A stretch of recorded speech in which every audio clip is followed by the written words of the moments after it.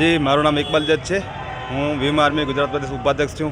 આજરોજ કચ્છ જિલ્લામાં Bhim army Kutch team દ્વારા આજે વિશ્વ વિભૂતિ, વિશ્વ વિખ્યાત એવા ભારત રત્ન બાબા સાહેબ આંબેડકરના 69માં મહાપરિનિર્વાણ દિવસે આજે ભીમ આર્મી દ્વારા શ્રદ્ધાંજલિ આપવામાં આવી હતી અને એક સંદેશો પાઠવવામાં આવ્યો હતો. બાબા સાહેબે જ્યારે બંધારણ ઘડ્યો છે આખા દેશ માટે, તો આ એમના વિચારો ઠેર ઠેર સુધી પહોંચાડવા અને મજલૂમો અને ક્યાં પણ અત્યાચાર અને અન્યાયની લડત લડતા હોય ત્યારે જે એમણે રાઇટ્સ આપ્યા છે, બાબા સાહેબે જે સંવિધાનમાં રાઇટ્સ આપ્યા છે, એ રાઇટ્સ થકી લોકોને હક પહોંચાડવાનું અને પોતાના હકના લડાઈ લડવા માટે એક સંદેશો પાઠવવામાં આવ્યો છે. અને બાબા સાહેબો આપણી સાથે નથી, પણ બાબા સાહેબના વિચારધારા હરહંમેશ અમર રહેશે તેવી આજે શ્રદ્ધાંજલિ સોંપવામાં આવી હતી. અને જ્યાં પણ હક અને અધિકારની લડાઈ હશે ત્યાં તેમના રાઇટ્સ થકી, તેમના સંવિધાનના રાઇટ્સ થકી લોકો સુધી ન્યાય મેળવવાનો પૂરેપૂરો પ્રયત્ન કરવામાં આવશે